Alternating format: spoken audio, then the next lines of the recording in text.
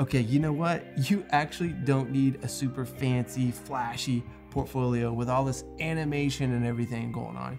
Keep it simple, get straight to the point, and make sure your portfolio says, hey, what about me? Come here, I'll show you what I mean. All right, let's check out Jen Pietkowski's portfolio. The first part is the hey, right? It's Jen Pietkowski, graphic designer, thinker, doer, and curly hair person. That's the hey. Hey, nice to meet you, the introduction, you get it? And then immediately after that, you get to the what. And the what, obviously, is the work. Now check out Jen's work. She's a graphic designer and illustrator, so she gets straight into showing that off. And you immediately get the what Jen does just by scrolling down.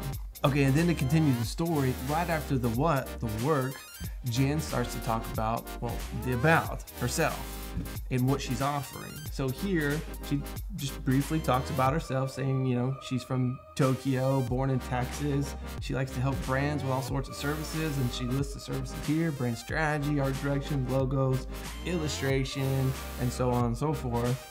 And that's a very clear, short description of what she does. And now to continue the story even further, at the very bottom, Jen gets into the me section, the hey, what about me section, which is where she shows off her socials.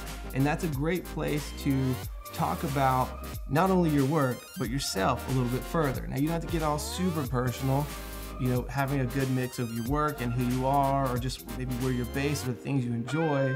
It's a nice mix for your potential clients to get to know you a little bit further before they even talk to you. And that, my friends, is an example of a very simple yet highly effective portfolio that follows the hey, what about me mentality. And that's not a negative thing. It's not like a hey, what about me type thing. It's more of a hey, what about me? You know, I could do that work too.